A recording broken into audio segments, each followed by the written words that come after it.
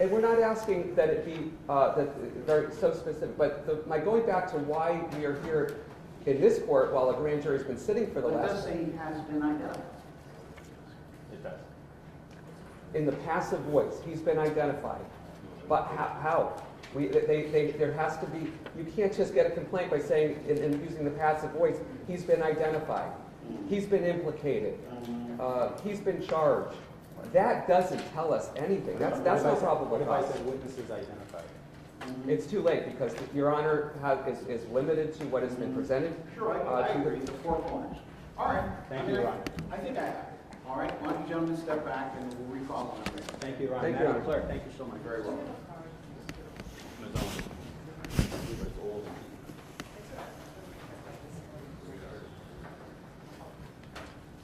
Barbara, hold on.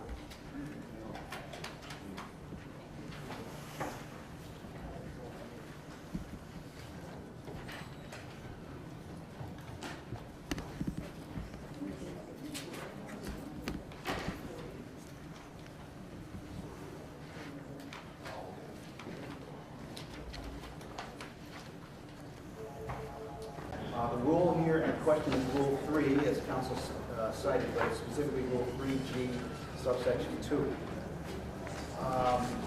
In that particular subsection, it lays out, in this court's mind, the standard that is to be applied. At the very least, and it talks about the grand jury, but because it cites Odell and McCarthy, it suggests certainly to the court that this is the similar standard as counsel identified. At the very least, the grand jury must hear sufficient evidence to establish the identity of the accused and probable cause to arrest. Probable cause may be based on hearsay, and all that is required is reasonably trustworthy information, sufficient to warrant a prudent man in believing that the defendant had committed an offense. In addition, it indicates that the standard is considerably less exacting than the one that a judge must apply in a probable cause hearing under subdivision F, which is the bind order. So I believe what we have here is an indication of what it's not. It's not as much as is necessary for a bind over, and what it is. Reasonably trustworthy information, sufficient to warrant a prudent man to believe the defendant has committed an offense. It may be based on hearsay, and all that is required, at the very least, is identity and probable cause. So, when I look again at the statement of facts, and I look to see whether or not the identity of the accused has been established in probable cause, I think the identity of the accused is a non-issue. He said he was identified. Your concern is the identification procedure. How was he identified? The rule does not say that that's what's required for probable cause. It doesn't say that the defendant is entitled at this stage to know how he was identified. It simply says sufficient evidence of identification. Clearly it's there. It may be conclusory and inferences may have to be drawn, but it does indicate even the sources of evidence. It says it's not exhaustive, but it says victim statements, witness statements, cellular records, and videotape evidence. So I glean from that, and I think the magistrate gleaned, and I think probable cause allows us to infer that the identification evidence comes from those four sources. There may be additional, but at the very least from those four sources. The ID procedure itself is something you can pursue later on at a later date. That's a Dugan hearing, as you well know, or just a general identification procedure motion. But I think that's premature and not required at this particular junction. With respect to probable cause, which again is reasonably trustworthy information, sufficient to warrant a prudent man to believe the defendant has committed an offense. Again, I think, although the defendant may be uncomfortable with the conclusory nature, I think it's pretty straightforward. It indicates a joint venture attack by multiple assailants. That's in the first paragraph. It indicates the victims of this particular attack. It says that the attackers acted in concert and by agreement in the beating of 4 victims. It also indicates that the victims were targeted by their assailants after a nonverbal confrontation at this particular bar and restaurant and the location, as well as the date and the year. It then says the 4 victims were both beaten and kicked with specificity during a physical assault that took place in the parking lot of the Pop Shop, which is also on Island Pond Road, but at a different location. So it gives us specifically a different location. It also says that 1 or more of the assailants used weapons during the attack. Again, that's pretty specific facts. It indicates that one of the victims, the alleged victim, sustained permanent injuries, and it describes the injuries. It then gets to the paragraph that specifically talks about Mr. Sullivan. There was a joint investigation by the different law enforcement bureaus, and this particular civilian, the majority of the other assailants being law enforcement, that this particular civilian has been identified as one of the joint venture assailants. I go back to paragraph 1. A joint venture attack by multiple assailants. It gives the location of the attack. It says that they were beaten and kicked, and says one of the assailants used weapons. The joint venture language is important, but that gives us the legal theory. Again, the legal theory requires that the defendant be present, that he have the intent or knowledge that the crime was going to be committed, and that he be ready, willing, and able to provide assistance.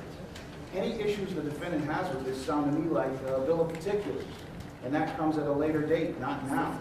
Your problem with detail and alleged deficiency, the court does not share.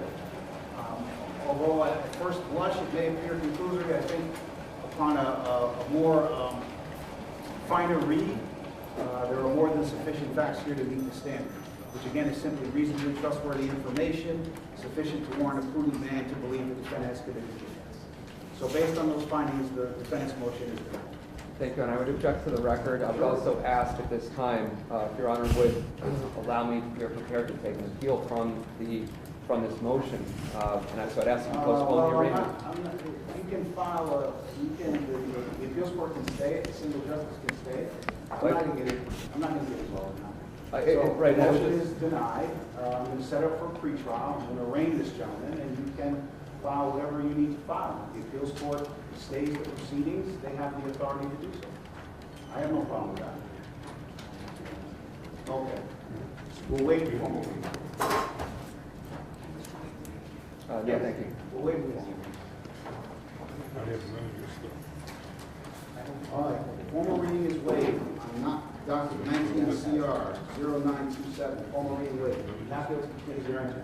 Your lawyer has filed an appearance on your behalf, sir. We'll set the matter up for pre-trial conference. What date for pre-trial? The co-defendants have dates of March 15th. All right. And I You back here on March 15th. That'll be court number 2 at 9 a.m. for a pre-trial. In addition, I'm going to any conditions. Yes, may we be heard on conditions very briefly? Sure. They'll be the same conditions that the co-defendants who were arraigned last week are operating under. That is that there be a no contact, stay away from the victims in the case who are known to the defendant, and that the defendant surrender his personal weapon, any personal weapons to the Massachusetts State Police. Okay. We can get that arranged today, and that a bail warning be given. Those are the only conditions. All right. Do you want me to hear? Yes, please, Your Honor. No objection to the first request, and that is to stay away and have no contact with any alleged victims. As to the second request to surrender a firearm, we would object. There's simply no basis for that. He's had a license to carry for the last 10 years. He is not. This statement of facts does not allege that he did anything that involves violence or any type of weapon. I'm baffled that you say that. I don't even know where that comes from. The actual complaint indicates an allegation of extreme violence where one of the alleged victims suffered permanent injuries.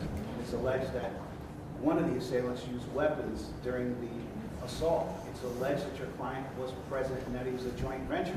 So I don't know where you get that from.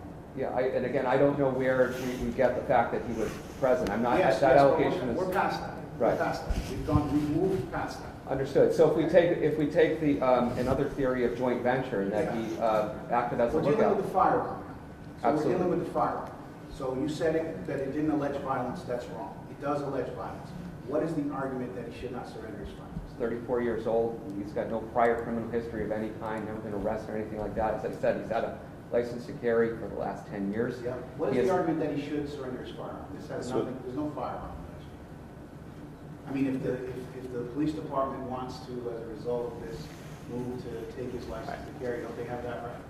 They do. I think this was a brutal beating of 4 unarmed men by a group of men, and based on the nature and circumstances of the actual incident, I think this defendant is in the same position as the prior. The other for the other alleged assailants, co-defendants, their firearms were Yes, also surrendered? they were surrendered to the Massachusetts State Police. All right. All right, anything further? Yes, please, Your Honor. So in his capacity as the owner of this establishment, he has other responsibilities as well. He's an employee there. His duties are to transfer cash at the end of shifts late at night, as you heard, in the city of Springfield. He also has a responsibility of escorting female staff to their vehicles, again, late at night after the shifts are over. And so this is someone who actually needs this weapon. It's again, what I am saying is that I have not seen or heard in the 4 years that this investigation has been going on that he committed any type of violence here, that he participated in any way. The fact that he is now accused of this, again, does not mean that he is guilty. It does not mean that he did participate. Completely denies that. So for the government to stand here and keep repeating that he was an assailant in this is something that is a mystery to me still, even after having read this application for complaint. And so it's one thing, we can arraign him, we can charge him, we can make sure he stays away from the alleged victims, but to take his firearm and his license to carry, which he has an absolute constitutional right to have. Again, if there was a little bit more meat on this bone, they said that he actually did something involving violence. Again, and the joint venture theory, again, that there's a possibility here that he stood there as some sort of lookout in a best case scenario for the government. And so to take his firearm at this point, I think is premature, and there's not been an adequate showing that his firearm should be taken from him.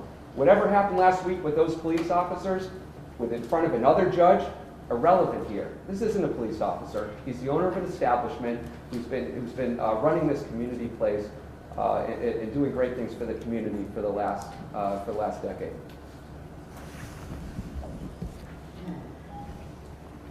All right. So I must be candid and say that I find this request to be somewhat attenuated to the facts and circumstances that I've heard. The allegations and the like most favorable to the government occurred 3 years ago. That's almost 4 now. That's a significant period of time. If the licensing authority wishes to take his license to carry away, they have an absolute right to do so as a result of this charge. And I suppose that that may or may not occur. There's no allegation of a firearm here. This gentleman is not situated similarly to the other alleged defendants in that he's not a law enforcement officer who carries a firearm as part of his daily duties.